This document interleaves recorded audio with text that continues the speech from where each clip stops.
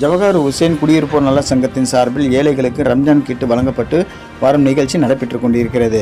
இஸ்லாமியர்கள் 30 நாட்கள் நோன்பு இருந்து ரம்ஜான் பண்டிகையை கொண்டாடும் நிலையில் எந்த ஒரு இஸ்லாமியர்களும் ரம்ஜான் பண்டிகையை கொண்டாடாமல் இருக்கக்கூடாது. அந்த ஏழை மக்களுக்கு ரம்ஜான் பண்டிகை சிறப்புடன் கொண்டாட வேண்டும் என்பது இஸ்லாமிய மரபாக உள்ளது.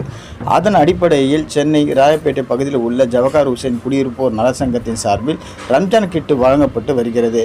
இதில் கணவனை இழந்தவர்கள் 20 பேர்களுக்கு 26 கிலோ அரிசி மூட்டை, ஒரு மாதத்திற்கான மளிகை சாமான்கள் அடங்கிய கிட்டு வழங்கப்பட்டன.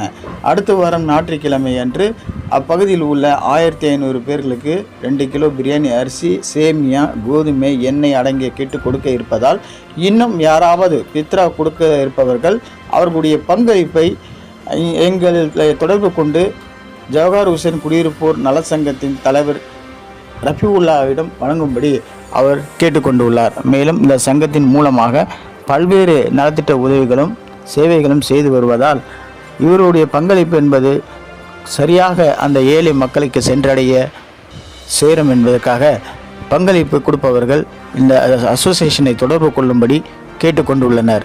வணக்க தலைமுறைக்கு எங்களது செய்தியை அனைவருக்கும் ஷேர் செய்யுங்கள். மறக்காமல் சப்ஸ்கிரைப் செய்து கொள்ளுங்கள். உண்மை செய்திகள் உடனுக்குடன். வணக்கம் தலைமுறை.